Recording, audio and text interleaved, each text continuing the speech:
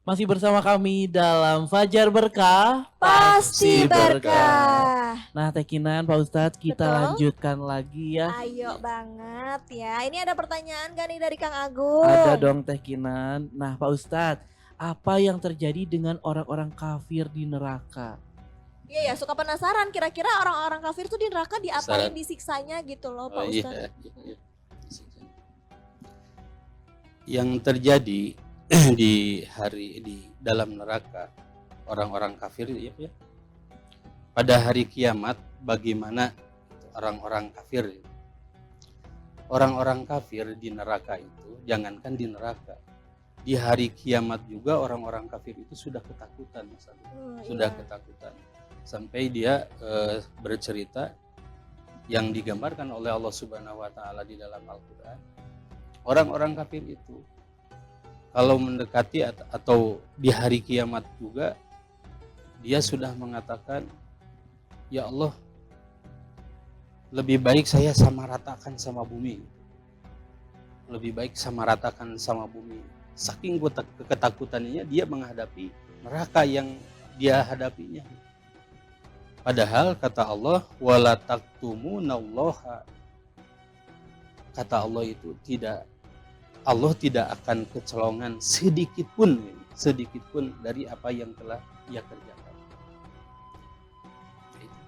Nah kalau di dalam nerakanya gimana, diapain tuh kira-kira Pak Ustadz? Ada cerita nggak kira-kira apakah itu katanya ada juga yang lidahnya dipotong, ada yang katanya ditempel besi panas atau apa gitu, itu gimana?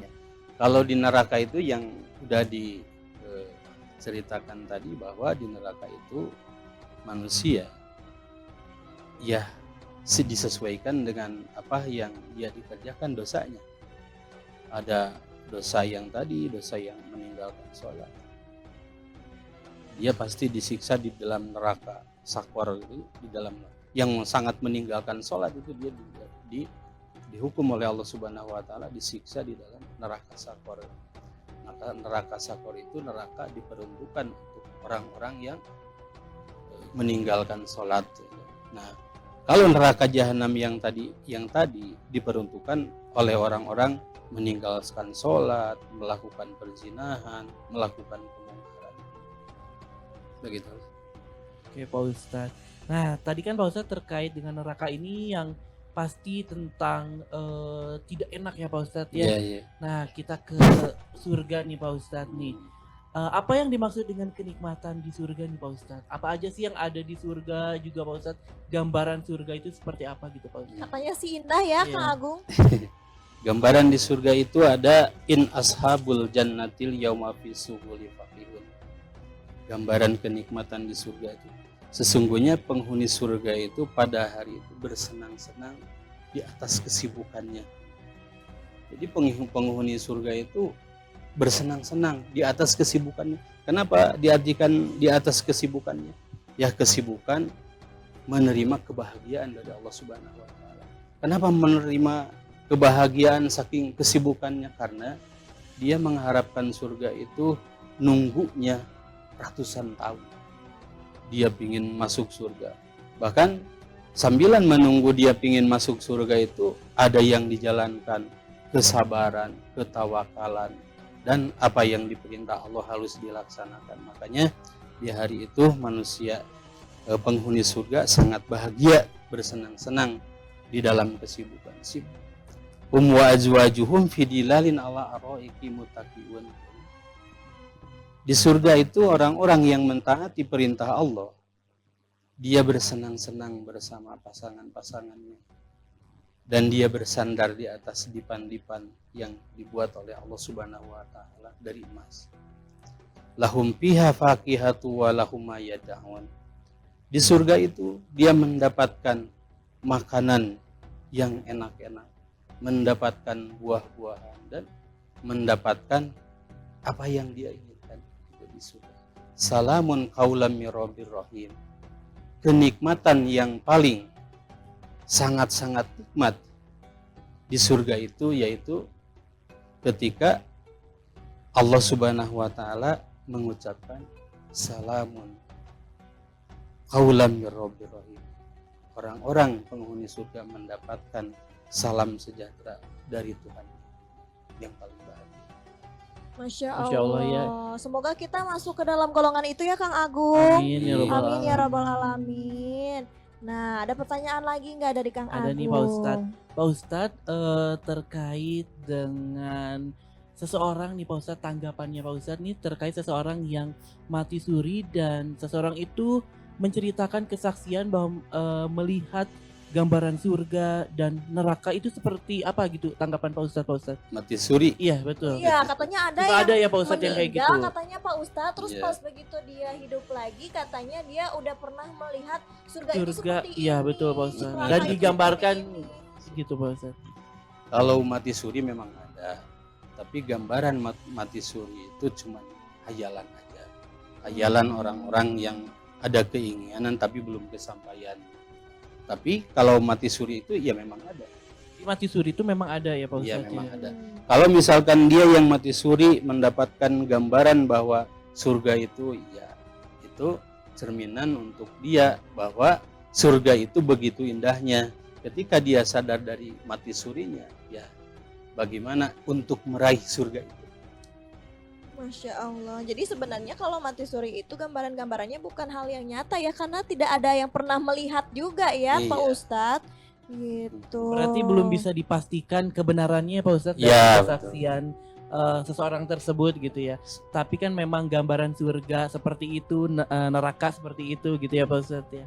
Aduh, Masya Allah. Soalnya memang ya yang didambakan sama semua orang itu makanya masuk surga tuh ya itu dia. Katanya kalau di surga itu memang makanan kita tidak akan pernah merasa kelaparan karena nanti selalu banyak ada makanan. Terus Selalu juga banyak. nanti bisa Insya Allah ya kalau kita juga dikelilingi oleh orang-orang yang keluarga atau teman-teman yang Insya Allah soleh dan juga soleha juga nanti akan dipertemukan kembali. Tidak akan merasa kesepian, selalu Iya. merasakan kebahagiaan gitu ya. Nah, kira-kira ada tips-tips nggak sih Pak Ustadz supaya kita bisa masuk ke dalam surga-surga? Ada nggak sih kayak misalkan tipe orang yang dia karena melakukan amalan ini atau hal ini dia bisa masuk ke surga A, B, C, D. Emang surga ada tingkatannya lagi nggak sih Pak Ustadz? Ada. Surga itu ada tingkatan, seperti ada surga Firdaus, ada surga Adnin, ada surga Naim. Paling tinggi yang mana Pak Ustadz? Surga Firdaus Surga Firdaus. yang paling tinggi adalah surga Firdaus. Nah, amalannya apa Pak Ustadz? Surga Firdaus itu surga yang menjadi surga diperuntukkan bagi orang-orang yang memelihara sholat, terutama yang menjalankan apa yang diperintah oleh Allah Subhanahu Wa Taala dan zakat gitu ya, dan berbuat baik yang sebaik-baiknya. Itulah surga Masya Firdaus. Allah. Nah, berarti karena ada tingkatan-tingkatannya berarti lebih enak lagi ya surganya Ya. Pak Ustadz? Firdaus tingkatan surga yang Lebih paling tinggi. Waduh, Masya Allah, Allah. Kang Agung gimana? Nah. Pengen masuk surga? pengen dong. Siapa sih Teh Kinan ya Pak Ustadz ya Iya. yang tidak mau masuk surga? Siapa yang Pasti tidak pengennya masuk surga Firdaus ya. Betul. Nah, maka dari itu kita harus selalu menjaga sholat dan juga ibadah-ibadah kita yang Iya, lain. betul. Nah Pak Ustadz nih ada cerita nih, saya tuh pernah dapat cerita Pak Ustadz seperti ini. Jadi ketika ada seseorang dimasukkan ke neraka Pak Ustadz, Iya. kemudian yang satu ini masuk ke neraka, yang satu ini masuk ke surga. Iya. Kemudian yang di surga ini bersaksi kepada Allah Subhanahu wa taala bahwa ia melihat yang temannya ini di surga ini pernah beribadah, pernah berpuasa bersama.